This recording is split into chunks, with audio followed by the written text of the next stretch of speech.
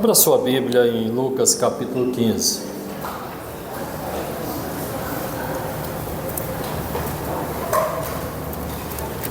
Vamos ler a partir do versículo 11.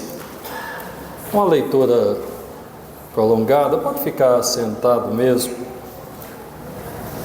Deus vai falar com você. Quantos creem nisso, diga eu creio. Lucas capítulo 15, versículo 11. Continuou: certo homem tinha 2 filhos. O mais moço deles disse ao pai: Pai, dá-me a parte dos bens que me cabe. E ele lhes respondeu, e ele lhes repartiu os haveres. Diga assim: ele lhes repartiu os haveres. Passando não muitos dias, o filho mais moço, ajuntando tudo o que era seu, partiu para uma terra distante, e lá dissipou todos os seus bens, vivendo dissolutamente. Depois de ter consumido tudo, sobreveio àquele país uma grande fome, e ele começou a passar necessidade. Então ele foi e se agregou a um dos cidadãos daquela terra, e este o mandou para os seus campos a guardar porcos. Ali desejava ele fartar-se das alfarrobas que os porcos comiam, mas ninguém lhe dava nada. Então, caindo em si, disse: quantos trabalhadores de meu pai têm pão com fartura, e eu aqui morro de fome? Levantar-me-ei e irei ter com o meu pai, e lhe direi: Pai, pequei contra o céu e diante de ti. Já não sou digno de ser chamado teu filho. Trata-me como um dos teus trabalhadores. E levantando-se foi para o seu pai. Vinha ele ainda longe, quando seu pai o avistou, e compadecido dele, correndo, o abraçou e o beijou. E o filho lhe disse: Pai, pequei contra o céu e diante de ti. Já não sou digno de ser chamado teu filho. O pai, porém, disse aos seus servos: Trazei depressa a melhor roupa, vestiu-o, ponde-lhe um anel no dedo e sandálias nos pés. Trazei também e matai o novilho cevado. Comamos e regozijamo-nos, porque este meu filho estava morto e reviveu, estava perdido e foi achado. E começaram a regozijar-se. Ora, o filho mais velho estivera no campo, e quando voltava, ao aproximar-se da casa, ouviu a música e as danças. Chamou um dos criados e perguntou-lhes o que era aquilo. E ele informou: veio teu irmão e teu pai mandou matar o novilho cevado, porque o recuperou com saúde. Ele se indignou e não queria entrar. Saindo, porém, o pai procurava conciliá-lo. Mas ele respondeu a seu pai: há tantos anos que te sirvo sem jamais transgredir uma ordem tua, e nunca me deste um cabrito sequer para alegrar-me com os meus amigos. Vindo, porém, este teu filho, que desperdiçou os teus bens com meretrizes, tu mandaste matar para ele o novilho cevado. E então lhe respondeu o pai: meu filho, tu sempre estás comigo, tudo que é meu é teu. Entretanto, era preciso que nos regozijássemos e nos alegrássemos, porque este teu irmão estava morto e reviveu, estava perdido e foi achado. Essa parábola de Jesus a respeito de um pai que tinha 2 filhos ilustra uma triste realidade. A realidade de filhos criados para serem ricos, e o pior, filhos que de fato são ricos, supridos, bem ajustados, e que deixam de viver essa realidade para serem pobres, amargurados, humilhados. E eu quero chamar esses filhos que vivem essa realidade amarga de filhos fora da casa do pai. Diga comigo: filhos fora da casa do pai. É triste porque aquele pai tinha 2 filhos e durante um certo período ele teve todos os 2 filhos fora da casa dele. Talvez você possa achar equivocada a minha conclusão e dizer: não, mas um ficou. Esse que ficou também não estava na casa do pai, ele estava do lado de fora. Ele não compreendeu a sua posição. Ele não entendeu o seu valor. Era uma pessoa rica, mas que vivia como pobre. O outro era rico e perdeu tudo. Parece irônico isso, mas o fato é que nós temos de Deus, da parte de Deus, uma perspectiva de riqueza, tanto do ponto de vista material ou espiritual. Todos nós fomos dotados de uma herança que cabe a nós administrarmos de forma inteligente e responsável. Mas não somente de forma inteligente e responsável, porque aquele filho mais novo, o pródigo, não foi inteligente, também não foi responsável. Mas aquele outro que aparentemente ficou na casa do pai, trabalhando, servindo, também não desfrutava da riqueza que tinha. Porque em algum momento entrou no coração dele um sentimento de amargura, um sentimento de injustiça, que fazia ele olhar para o pai e dizer: bem, o pai não me deu nada.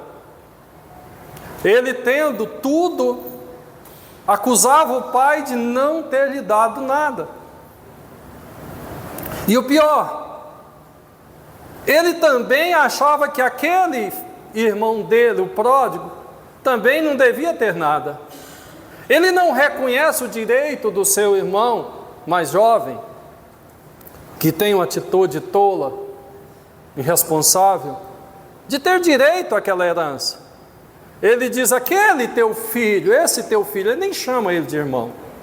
Porque quando nós estamos com amargura dentro do nosso coração, nós deixamos de reconhecer os vínculos que temos com as pessoas. Deixamos de reconhecer o vínculo que temos com os irmãos. Deixamos de reconhecer o vínculo que temos com amigos. Deixamos de reconhecer os vínculos que temos nós enquanto marido com as nossas esposas e vice-versa. Porque nós estamos num conflito tão terrível dentro de nós, que nós achamos, primeiro, que nós não merecemos. E depois nós olhamos para o outro e achamos que ele merece menos ainda. Esse sentimento depreciativo, essa baixa autoestima, ela é uma coisa maligna e diabólica. Ele fala assim para o pai: esse teu filho, que pegou os teus bens, bens de quem? Do pai. A língua portuguesa diz, quando alguém fala teu, significa que ele está dirigindo aquela pessoa que está diante dele, é pessoal. Mas quando ele poderia ter dito: aquele teu filho pegou a sua herança, quer dizer, a herança dele. Mas ele não está falando que pegou a herança dele, pegou o bem do pai. E às vezes nós deixamos passar alguns detalhes que não são detalhes, mas é o cerne da coisa. E não entendemos, e quando nós não entendemos, nós não compreendemos o que o Evangelho está dizendo para nós. A Bíblia diz que quando o filho mais moço pediu a parte dele, a Bíblia diz que o pai repartiu entre os dois. Amém? Está escrito isso na Bíblia? Está escrito no texto que nós lemos? A Bíblia diz que repartiu entre eles. Então significa que aquele filho mais velho tinha também uma riqueza, que ele poderia fazer o que bem entendesse com ela, sim ou não. Se aquele rapaz resolveu gastar tudo nas orgias, será que esse filho mais velho não podia desfrutar como um nobre que ele era, com a riqueza que ele tinha? Mas ele não desfruta. Ele continua como um empregado, um jornaleiro, um funcionário do pai. E é interessante que nós lemos no texto que enquanto o filho mais novo chega na casa do pai e começa os festejos, e ele chega bem na hora da alegria, dos risos, dos cânticos, talvez o churrasco já estivesse no ponto, porque ele estava trabalhando. Então nós olhamos para um rapaz desse e falamos: esse é o filho que todo pai gostaria de ter. Filho bom, filho prestativo, filho trabalhador, não é? E estava trabalhando. Mas sabe de uma coisa, queridos? Aquele momento era um momento de festa, não era hora de trabalhar, era hora de desfrutar. Há momento de ser filho e há momento de ser gerente, administrador. Há momento de nós fazermos, há momento de nós sustentarmos o outro, há momento de estender a mão, há momento de construir, de edificar, de trabalhar, de trazer suprimento para dentro de casa, mas há momento também de estarmos em comunhão. Há momento que nós temos que estar dentro da festa, há momento que nós temos que estar na linha de frente, representando a nossa posição que nós temos. Então eu não vejo muita coisa boa quando a gente não entende isso, quando nós não compreendemos o nosso valor, quando nós precisamos que as pessoas fiquem dizendo quem nós somos o tempo todo. Sabe, queridos, quando nós precisamos que as pessoas digam, você é meu filho, você é rico, olha, você é inteligente, porque se as pessoas não falarem, eu vou achar que eu sou tolo, eu vou achar que eu não tenho inteligência nenhuma. Se não me falarem que eu sou capaz, que eu tenho competência, eu vou achar que eu não tenho capacidade nem competência nenhuma. Essa é uma fraqueza que os filhos do reino não podem ter. Nós temos um acusador que nos acusa noite e dia, e o trabalho dele é isso. O trabalho dele é tirar o mérito. O trabalho do acusador é tirar o valor que nós temos. Lembra do diabo? Se tu és filho, é claro que o diabo sabia que ele era filho. Mas por que ele coloca, se tu és filho? Quem sabe eu tiro aqui um pouquinho da autoestima de Jesus e leva ele a duvidar que é filho. Talvez ele pense assim, bem, filho de Deus, do Eterno, o Deus, o Pai da eternidade, o príncipe da paz, como um homem humilde, um carpinteiro, um homem de dor numa terra seca, raiz numa terra seca. Aí eu acho que eu devo ter me perdido em algum lugar. Acho que eu caí do trem e estou perdido aqui nessa terra. Não, Jesus sabia muito bem quem ele era. Jesus não precisava de dar nenhuma demonstração. Jesus não cairia naquela cilada, se tu és filho de Deus, atira-te daqui em cima, transforma esses pão em pedras. Meus irmãos, quantas pessoas estão tentando reafirmar a sua identidade o tempo todo? Quantas pessoas não entendem quem são? E fica o tempo todo querendo que Deus fale para ele, você é meu filho, como eu te amo, como você é importante, como você é bonitinho, como você é precioso para mim. Nós não precisamos disso, quando nós sabemos a nossa posição. Porque nós nos levantamos, nós calçamos os nossos coturnos, os nossos sapatos, que é a preparação desse evangelho aqui, que diz para mim quem eu sou, qual é a minha identidade, qual é a minha posição, que eu fui eleito no Senhor, que quando eu fui criado lá no ventre da minha mãe, eu gosto quando Davi diz assim, quando eu estava sendo entretecido no ventre da minha mãe, o Senhor estava ali participando e me formando, então o Senhor me formou desde então. Eu não vim me tornar filho de Deus, eu sou filho de Deus desde a concepção. Eu não vim me tornar eleito do Senhor, eu sou eleito do Senhor desde o momento em que o espermatozoide encontrou um óvulo e houve uma fecundação. Ali eu já era filho de Deus, ali o Senhor já me conhecia, ali todos os meus dias já estavam sendo contados. O salmista diz, todos os meus dias foram contados. Então me admira quando um crente vive atemorizado.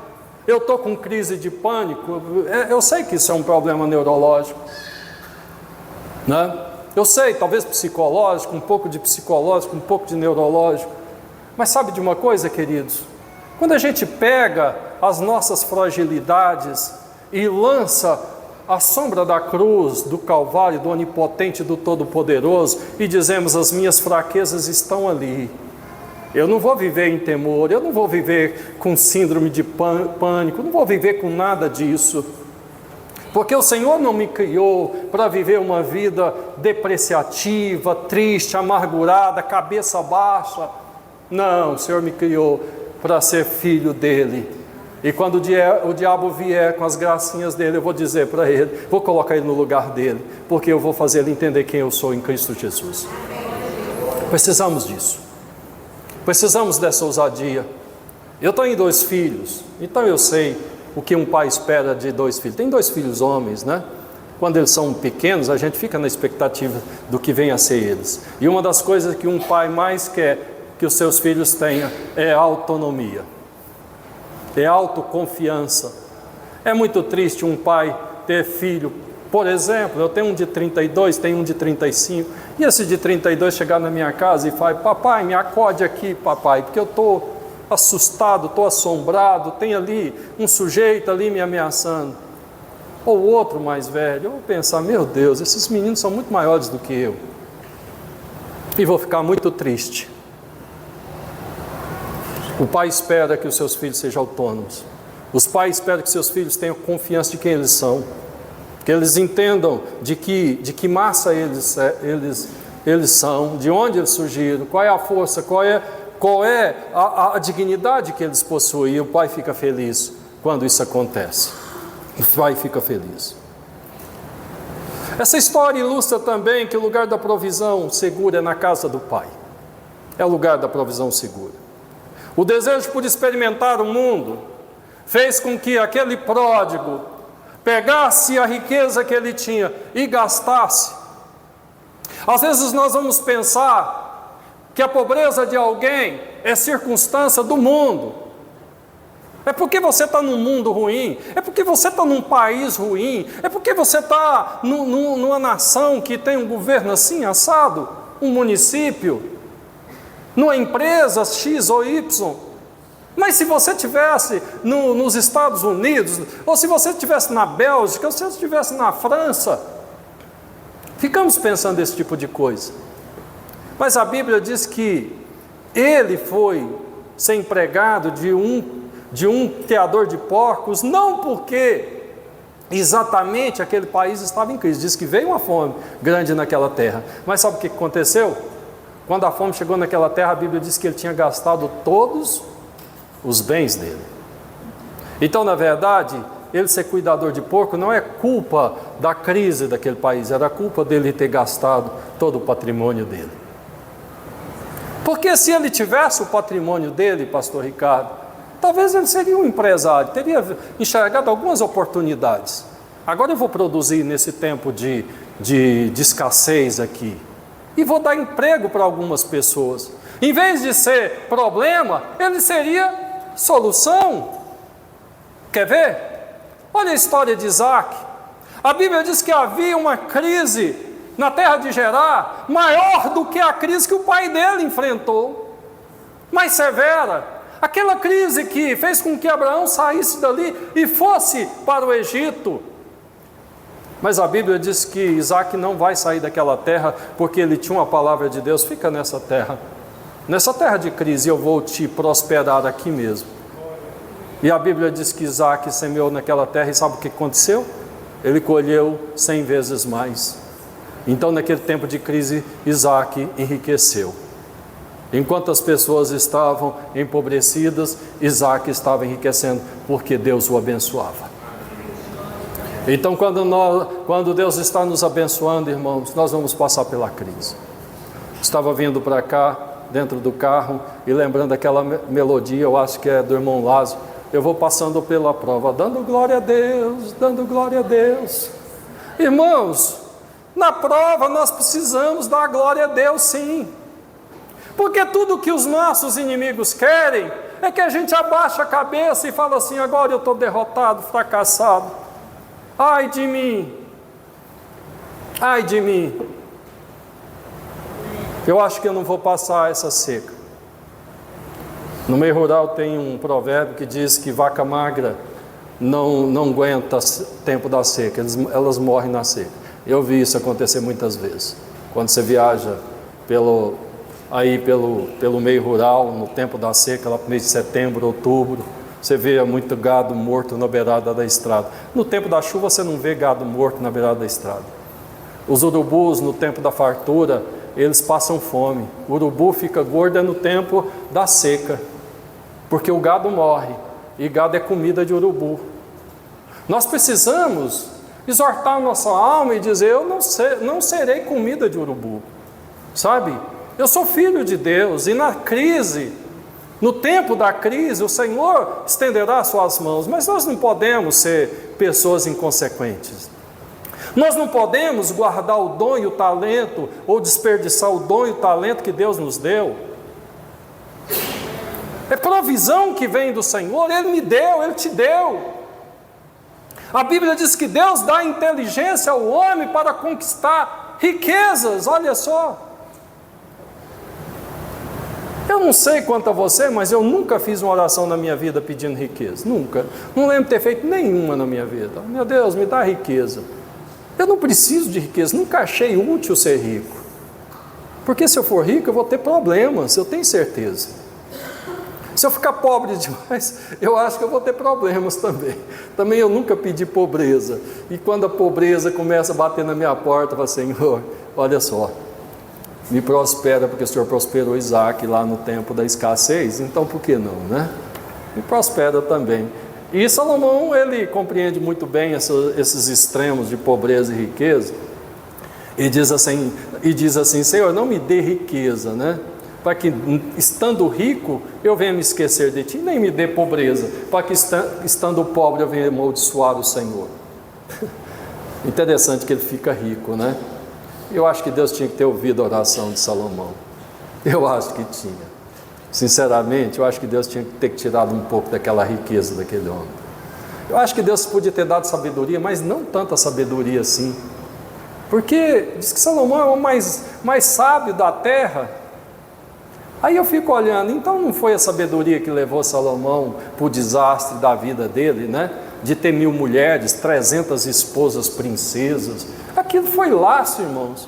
Então não foi sabedoria, porque ele era sábio demais para cometer um ato tão tolo. Foi o poder, foi a riqueza, foi a soberba de ser rico demais, de ser um rei de Israel. Nenhum homem precisava daquilo. Não, diz que foi aliança. Irmão, para que uma pessoa precisa de tanta aliança? Por que é preciso de aliança com 100 nações, com 300 nações, 300 princesas? Ou 100 nações? Na verdade, não tinha esse tanto de nações na região dele. Talvez tivesse umas 30, 40. E ele sai fazendo aliança com todo mundo. Meu irmão, você precisa de aliança com Deus, amém? Você pode ter aliança com todo mundo em derredor, com todas as pessoas. E você vai fracassar, e você vai tropeçar, e você vai cair, mas se você estiver aliançado com Deus, é Ele que vai te sustentar. E em volta de Isaac, todo mundo odiava ele, ninguém gostava de Isaac. Não gostava de Abraão e também não gostava de Isaac. Mas sabe de uma coisa? Ele prosperou, porque ele estava aliançado com Deus. Quando nós verdadeiramente dizemos: é do Senhor que vem a minha força, é do Senhor que vem o meu socorro, o meu socorro vem do Senhor, e Ele é presente no momento da minha angústia. Mas deixa eu dizer uma coisa para você sobre socorro presente na angústia. Às vezes nós ficamos achando que quanto mais triste a gente ficar, mais socorro vai vir. Parece que tem uma lógica, né? Se eu estou um pouco triste, vem um pouco de socorro. Se eu estou mais triste um pouco, então vem mais socorro ainda. Se eu estiver muito triste, então vai vir muito socorro. Mas não é assim que funciona. Não é o sofrimento que nos justifica. Não é o sofrimento que abre as portas do socorro que vem de Deus. É a minha fé. É a minha confiança no Senhor. É quando eu levanto a minha cabeça e digo: Senhor, Tu és o meu Deus, Tu és o meu auxílio, Tu és a minha fortaleza. Eu tenho estado, durante esses últimos dias, em oração no monte. Eu tenho ido para lá todos os dias, há 6 dias. E eu vi pessoas ali, estava lá, acho que 3 dias atrás, com o pastor Luiz Cláudio, no meio de uma tarde, na quarta ou na quinta, não lembro direito. E vimos um homem lá, um homem de uns 50 anos, que estava morando há 30 dias naquele monte. Eu sei que morar 30 dias num monte daquele não é fácil, porque lá não tem sanitários, não tem água encanada, não tem energia elétrica, não tem comida e tem muito mosquito. Porque as pessoas fazem umas barracas de lona que junta água e os mosquitos faz os seus ninhos dentro daquelas águas e vira aquela mosquiteira. Eu fiquei pensando, coitado desse irmão. Foi muito difícil, ele deve ter sofrido ali. Ele tem uma esposa que é de Ponta Grossa, no Paraná. E ele está separado. E ele começou falando assim: eu estou com tanta saudade dos meus filhos, que estou sentindo até o cheiro deles. E nós ficamos com os nossos corações condoídos. E aí nós oramos por ele. O pastor Luiz trouxe uma palavra de profecia para a vida dele. Nós ajudamos ele financeiramente.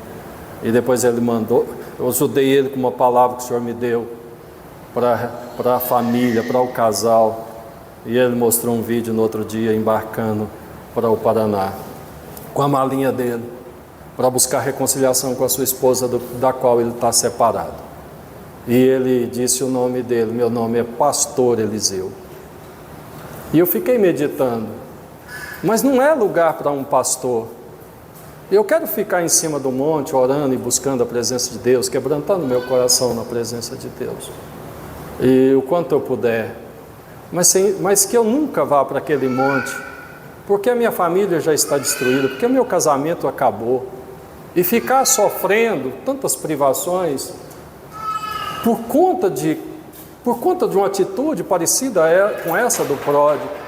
Sabe, querido, às vezes nós fazemos tanta coisa errada, tomamos tanta decisão errada, e ficamos tão fraturados, tão destruídos, tão esmigalhados, e ficamos pensando assim: agora eu vou acabar comigo mesmo, eu vou quebrar em cima de mim, vou me moer, porque eu acho que a hora que eu estiver bem moído, só o pó, Deus vai olhar para mim e vai ter misericórdia de mim.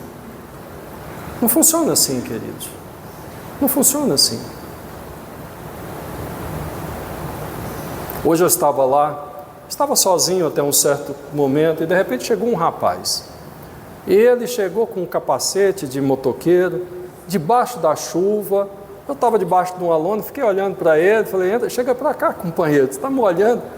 Aí ele entrou debaixo de uma outra lona, tinha uma mesinha, depois o capacete lá, e de repente eu comecei a ver ele, foi tirando a bota, a botina, foi tirando as meias. Falei: o que esse rapaz vai fazer?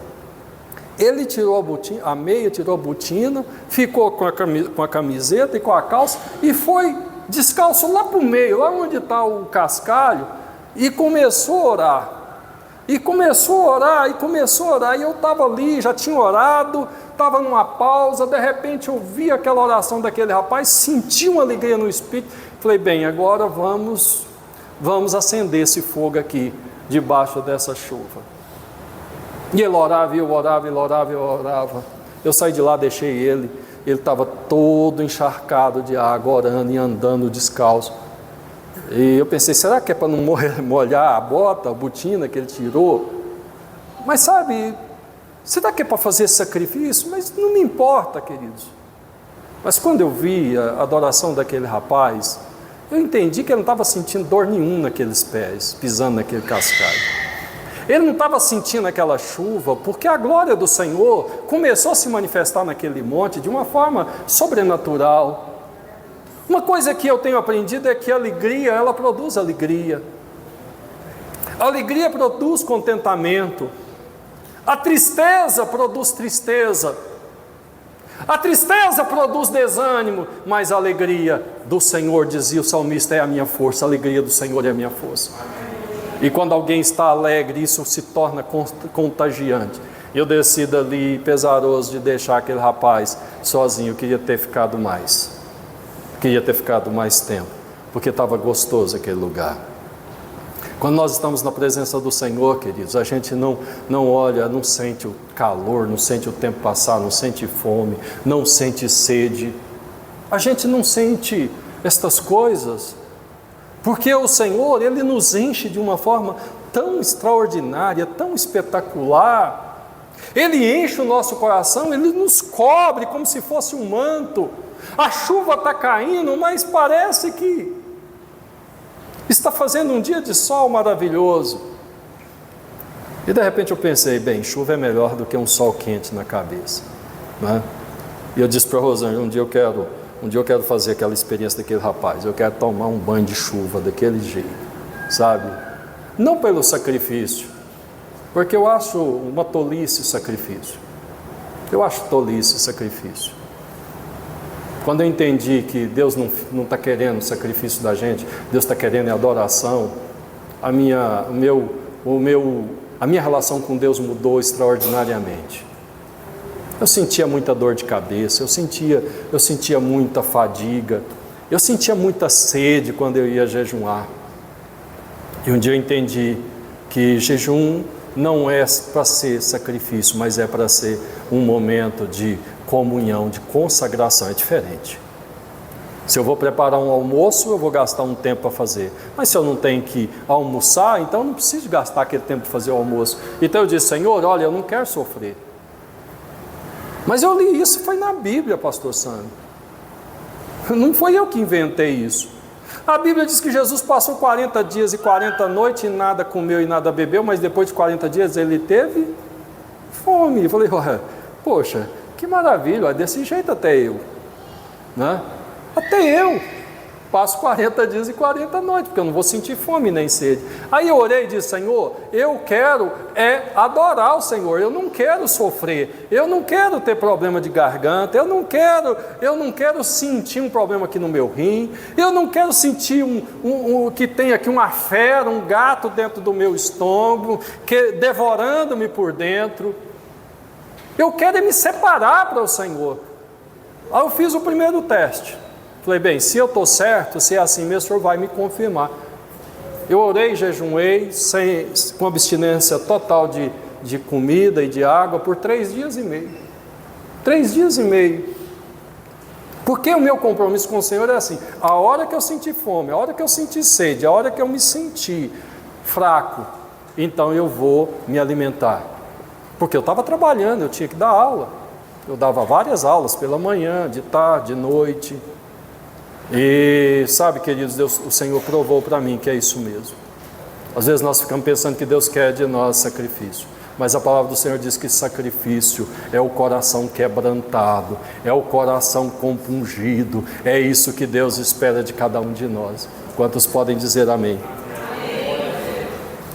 Haverá consequências desastrosas para aqueles que se afastam da casa paterna. Todos aqueles 2 irmãos, tristemente, tiveram consequências terríveis. Mas eu vou falar uma coisa aqui que vocês vão assustar.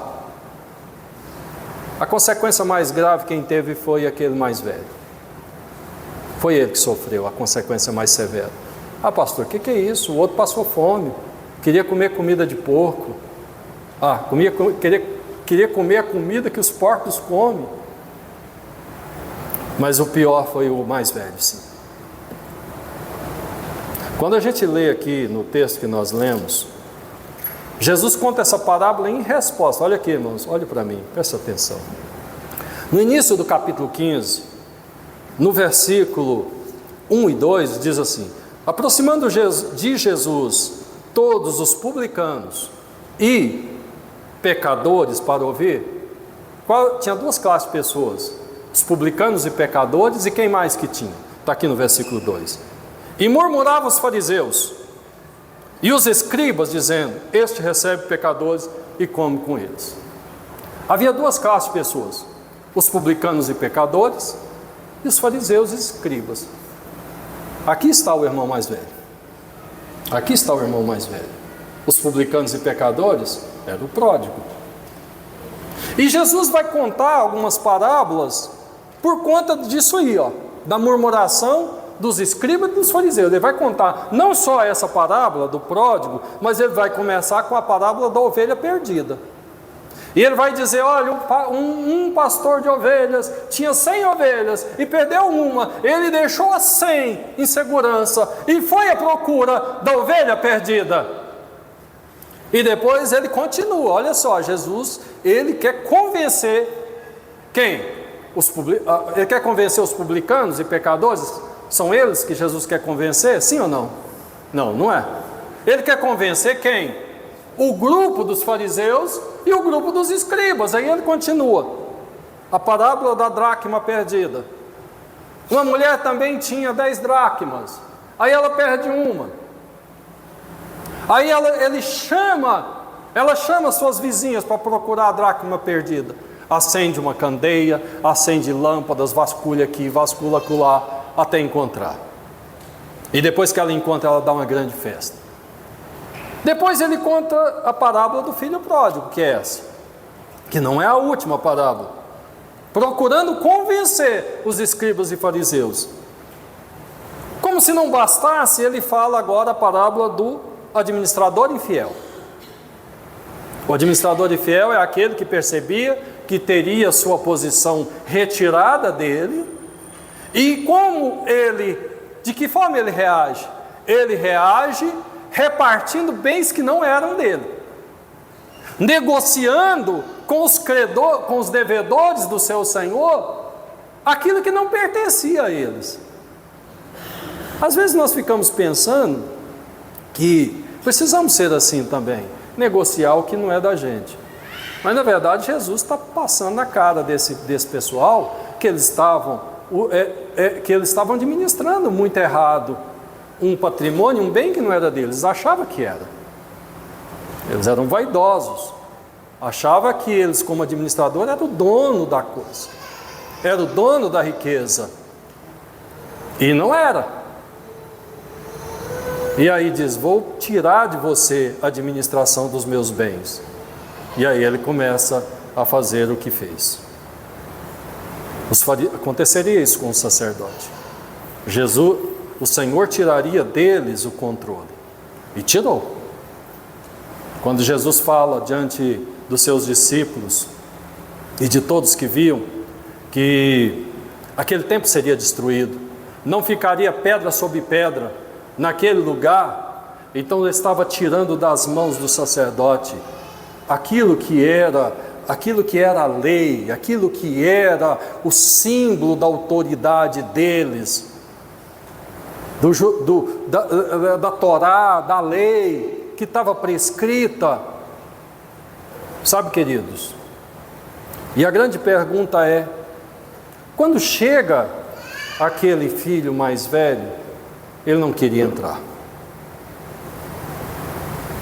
Mas eu quero falar disso daqui a pouco. Antes eu quero continuar falando dos escribas. Aliás, antes eu quero continuar falando dos cobradores de impostos. Eu quero continuar falando das prostitutas, dos tais pecadores. Eu quero continuar falando dos tais pródigos. Porque estas pessoas, Jesus estava sentado e comendo com elas. E foi por isso que suscitou todo aquele burburinho, toda aquela intriga, toda aquela fofoca toda. E Jesus está mostrando que estas pessoas são esses os pródigos. Às vezes nós dizemos que os pródigos são os gentios. Falamos que os pródigos são os gentios. Cabe bem a gente dizer que os pródigos são os gentios. Mas não só são os gentios, são todos aqueles que se afastam um dia da casa do Pai. São todos aqueles que se encontram em condição de pecado. São todos aqueles que gastam as suas riquezas de uma forma inconsequente. São todos aqueles que pegam o dom de Deus, que pegam as riquezas imensuráveis que Deus entregou a cada um e gasta ela de alguma maneira, de alguma forma, vivendo dissolutamente. O Senhor está dizendo: existe uma porta aberta para o arrependimento, existe uma porta aberta para a reconciliação, existe um caminho aberto para aquele que gastou tudo, perdeu tudo, mas quer voltar, será aceito. E Jesus estava dando atenção a estas pessoas, porque ele estava fazendo o papel do pai que acolhe aquele que está arrependido, do filho que peca, que erra, que comete erros tão terríveis, mas ele se arrepende. Mas é necessário vencer o sentimento de culpa e voltar. Sabe, queridos, o que impede as pessoas que estão vivendo no pecado não é o perdão. Nunca é o perdão. Nunca é a capacidade que Deus tem de perdoar. Às vezes as pessoas olham e dizem assim: olha, se o meu pecado fosse menor, talvez Deus me perdoasse. Se o meu erro fosse menor, talvez Deus tivesse compaixão de mim. Mas o meu pecado é grande demais. O perdão do Senhor é do tamanho do nosso arrependimento. Se nós pecamos muito, nós precisamos arrepender muito. Amém? Precisamos arrepender muito. O pastor Luiz, ele falou hoje sobre o amor, né? Ele falou sobre o amor. Quando o pai viu aquele filho voltando e chegando para a casa dele, ele foi correndo, ele não esperou ele bater na porta, ele foi encontrar com ele do lado de fora. E quando ele encontra com aquele filho, veja que aquele rapaz ensaiou perfeitamente o que deveria falar. Ele ensaiou lá onde ele estava indo. Ele diz: eu vou chegar diante do meu pai e vou dizer: pai, eu pequei contra os céus e pequei contra ti. Eu não sou digno de ser chamado filho, mas faço como um empregado. E ele repete essas palavras diante do ouvido do pai, que mal ouve essas palavras, sabe? E imediatamente já diz: filho, vem cá, você é meu filho, vem para dentro, traga logo o anel, traga logo a melhor roupa para vestir no meu filho, e mata o novilho cevado. Nós vemos aí alguns símbolos importantes. O anel no dedo é identidade. Você é filho. Ninguém vai ficar dentro da casa do pai como se fosse empregado. Às vezes nós pensamos que quando erramos muito, que nós vamos ter um status pela metade dentro da casa. Não vou ser filho direito, eu vou ser um meio filho. Eu vou ficar ali dormindo no quarto do lado de fora, porque dentro da casa eu já não sou digno mais. Sabe, queridos, isso é uma argumentação maligna que o diabo põe nos ouvidos e no coração daquelas pessoas. Mas não existe meio arrependimento, não existe meia reconciliação, não existe meio perdão. Ou Deus perdoa você totalmente, ou Ele não perdoa. Olha, eu te perdoo, mas olha só, vou perdoar só um pouquinho. Então você vai ficar aqui, mas você vai ficar no último banco, porque eu não quero te ver no banco da frente. Porque eu não quero olhar o seu rosto o tempo todo e lembrar que você desperdiçou todos os meus bens. Sabe de uma coisa, queridos? Aquele filho, ele, do jeito que o pai fala, ele não pecou tanto assim contra o pai. Parece uma novidade o que eu vou dizer. Porque ele diz: você gastou o que era seu. Eu dei esse recurso para você.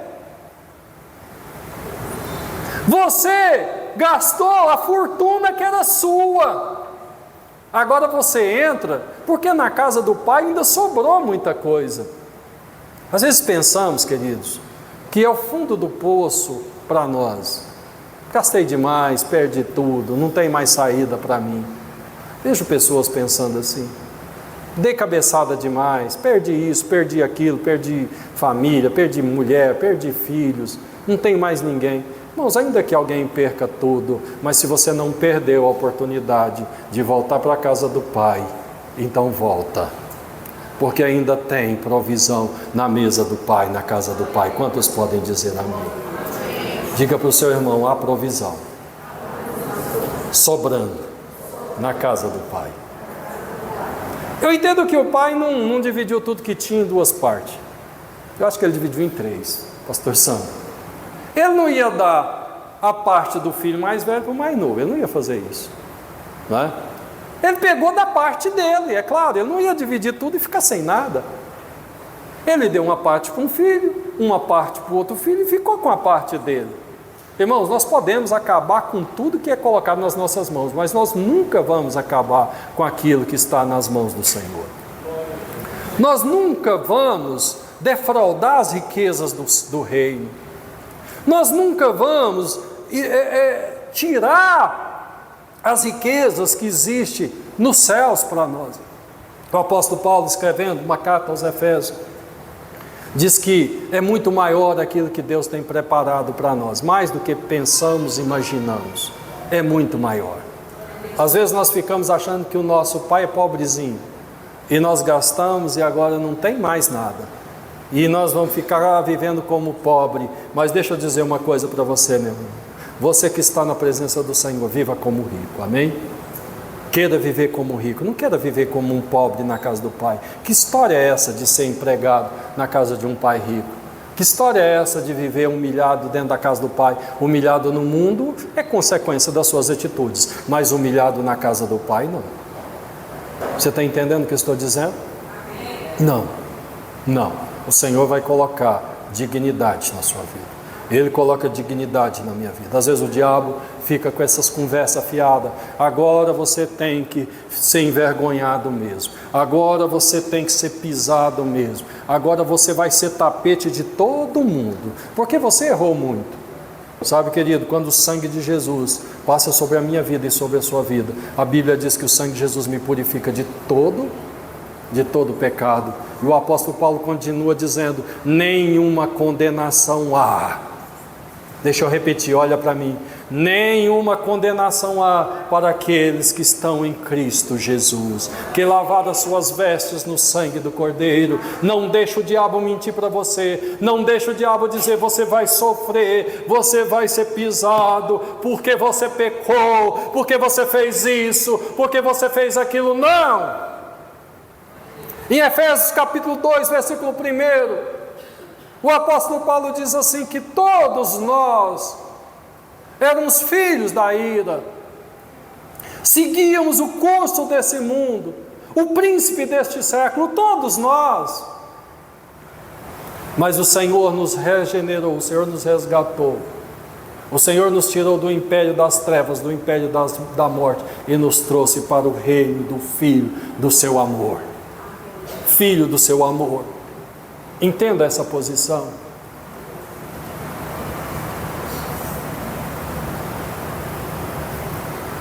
Agora a incredulidade, a mágoa, as frustrações e os ressentimentos podem colocar os filhos bons do lado de fora da casa do Pai. Deixa eu repetir para você. Frustrações, mágoas, ressentimentos, baixa estima, pode colocar filhos bons do lado de fora da casa do Pai.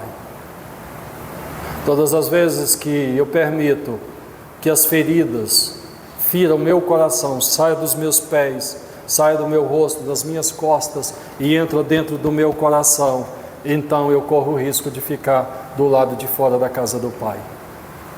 Eu não sei que momento foi que aquele filho mais velho se sentiu tão ferido assim, tão amargurado, tão ressentido com o pai. O filho mais moço nunca sentiu ressentido com o pai, ele sabia que quem tinha errado era ele, mas o mais velho tinha certeza que o pai estava errado em relação a ele. E eu quero agora refletir com você a seguinte questão. Diz o texto praticamente acaba essa parábola dizendo assim: e o pai saiu para fora e tentava convencer o filho mais velho a entrar para dentro. E dizia: filho, tudo que eu tenho é teu. Você podia ter comido. Ele diz: olha, eu queria comer pelo menos um cabrito, mas o senhor nunca deu. Ele diz: tudo que eu tenho é seu. Você podia ter comido um novilho cevado o tempo que você quisesse, mas você não entrou dentro da casa. Você não tomou posse da autoridade que você tinha, autoridade de filho. Ele não precisava pedir para o pai, bastava ele dizer para os servos, que também eram servos dele: vai lá, mata o novilho, porque neste sábado vai ter festa aqui em casa. Vou convidar meus amigos, vou fazer uma festa grande aqui. Eu sou rico. Irmão, quantas vezes nós estamos no Evangelho, dizemos que somos filhos de Deus, mas quando essa nuvem de testemunha que nos rodeia, no cerco, olha para nós, coitado, ser filho de Deus deve ser ruim demais. Olha o jeito desse sujeito, olha a atitude dele, olha a autoestima dele, olha só, está fracassado, está derrotado, vive chorando por aqui, chorando por ali, pelos cantos, mendigando aqui, mendigando ali, enquanto o Senhor já nos deu autoridade. para pisar cobras e escorpiões, enquanto o Senhor já nos deu autoridade para colocar as nossas mãos e lançar fora as enfermidades, expulsar demônio, a gente fica reclamando que tem uns demônios que não dá sossego para a gente, e fica dizendo: olha, Senhor, por que o Senhor não faz nada com esses demônios?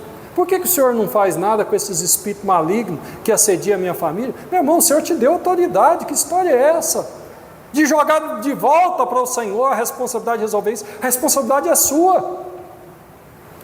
Você está entendendo? A responsabilidade é sua. Eu tenho, desde a minha adolescência, o hábito, de, especialmente quando as coisas ficam meio feias para mim, quando eu estou meio cabeça baixa, de subir para o monte, orar, e às vezes não só uma noite, não só um dia, mas vários dias seguidos, às vezes uma semana, normalmente uma semana. E sabe o que eu entendi de uns tempos para cá? Que quando eu subo no monte para orar, não é assim: olha, agora eu estou em cima do monte, está mais perto de Deus, e aí Deus vai olhar para mim e vai me ver, porque numa cidade do tamanho de Goiânia tem tanta gente misturada que em cima do monte vai me ver melhor. Não é simplesmente para ficar separado, só isso, simplesmente para ter privacidade. Mas quando eu subo no monte também para orar, passar esse tempo todo, eu não vou lá para convencer Deus de coisa nenhuma. Eu vou lá para convencer o meu espírito, eu mesmo, o meu coração, de quem eu sou. Então a minha oração normalmente não é: ó Deus, abate os gigantes. Não, Senhor, me faça entender a autoridade que o Senhor já me deu. Essa autoridade, filho, essa autoridade para pisar as cobras e escorpiões, essa autoridade para beber, ainda que eu beba alguma coisa mortífera, não lhe fará dano nenhum em mim mesmo, não me fará.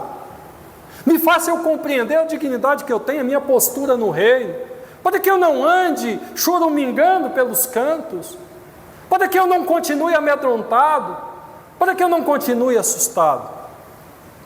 E eu quero encerrar essa palavra de hoje só dizendo uma coisa: qual é o desfecho? O rapaz entrou ou não entrou? Vocês já fizeram essa pergunta? Afinal de contas, ele entrou ou não entrou? Aquele rapaz não entrou. Ele não entrou. Depois de todas essas parábolas, olha só o que acontece. Está no capítulo 16, versículo 14. Jesus conta essa parábola, termina com a palavra do administrador infiel, finaliza. E aí, quando ele termina essa parábola, aí no versículo 14 diz: e os fariseus que eram avarentos ouviram tudo isso e ridicularizavam. Ele não entrou, o rapaz não entrou. Depois deles ouvir essas parábolas todas, e a parábola era para eles entenderem, para eles se arrependerem, quem sabe eles entrar e fazer parte da festa. Eu fico pensando, se eles tivessem decidido receber Jesus, lá naqueles momentos que Jesus estava pregando, o que seria da igreja cristã hoje? Hoje na escola bíblica dominical, eu dei um dado aqui. Em Israel, em todo Israel, 75% das pessoas são judias. Segue o judaísmo, não são judias por conta da nação, eles seguem o judaísmo. 17% segue o Alcorão. 17%, 75% segue o judaísmo, só 2% segue o cristianismo. 2% da terra onde Jesus passou 3 anos e meio pregando, segue Jesus. Ele não entrou, o rapaz ficou do lado de fora. Eles continuam do lado de fora. E sabe de uma coisa? Só a misericórdia de Deus vai impedir que eles fiquem pior do que o pródigo. A misericórdia de Deus vai agir, mas será debaixo de muita tristeza, de muita angústia. Será através de um vale de lágrimas e de tristeza e sofrimento. O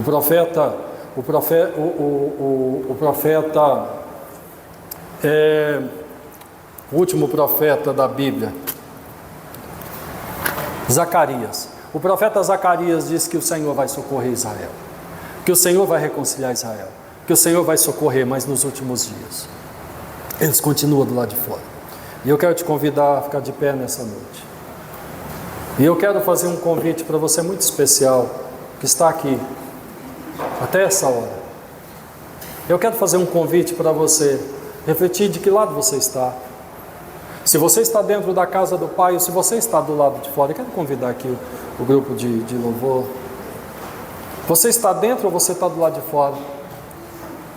Eu não sei se tem algum pródigo aqui. Eu não sei se tem alguém aqui que gastou todos os seus bens e está vivendo agora nas privações. E viu que tudo foi tirado de você. Aquele pastor, ele teve a sua família tirada dele. Ele estava vivendo uma situação triste, lamentável. Perdeu mulher, filhos. Mas ele diz: eu vou voltar para casa e vou conversar com a minha esposa e vou buscar reconciliação. Eu creio que ele deve ter encontrado isso. Mas sabe, queridos, o pior não é a oportunidade perdida de reconciliar com um ente querido. O pior é a oportunidade perdida de reconciliar com o pai. Aquele filho se arrependeu a tempo de ter forças ainda para voltar à casa do pai e ser restituída a dignidade de filho. Aquele mais velho não encontrou a mesma força, a mesma disposição. Continua questionando a justiça do pai. Muitas vezes nós nos vemos tão cheios de nós mesmos, tão cheios de justiça, que nós não desfrutamos de tudo aquilo que Deus tem para nós, porque achamos que Deus não nos dá o que nós merecemos, a despeito dele já ter nos dado, a despeito dele ter entregado em nossas mãos riquezas imensuráveis, mas continua aparentemente na casa do Pai, mas do lado de fora. Eu não sei se você é essa pessoa nessa noite. Filhos, filha, do lado de fora da casa do Pai. Mas se você se vê assim, se você se enxerga assim, se você quiser vir aqui à frente, eu vou estar orando por você, para que o Senhor te reconcilie, para que o Senhor te convença. Ele não conseguiu convencer aqueles homens, não conseguiu convencer aqueles fariseus e saduceus, mas eu espero que o Espírito Santo de Deus convença, se esta é a sua situação. Eu não estou dizendo que você está assim, é só você mesmo que precisa julgar, é só você mesmo que precisa de olhar e dizer: olha, eu acho que eu estou assim, não estou entendendo a minha condição, eu não estou entendendo a minha dignidade, eu estou carente sem saber que eu sou rico. Enriquecido nós estamos pelo Senhor, que é dono de tudo, de todas as coisas. E o apóstolo Paulo diz que ele é fiel e ele trará consigo todas as coisas. O Senhor quer fazer isso na sua vida hoje. Se você quiser vir aqui, nesse momento eu quero orar por você. Talvez você ache que isso é uma condição humilhante. Como assim? Estou há tanto tempo na igreja, como é que eles vão pensar? As pessoas vão pensar. Sabe, queridos, aquele filho estava a vida toda na casa do pai, do lado de fora. Ele era bom, ele tinha bons princípios, ele era honesto, mas o erro dele não era ele fazer as coisas certas, ele fazia as coisas certas. O problema estava dentro do coração dele, é um problema de se entender, de se enxergar. Se você quiser, pode vir aqui.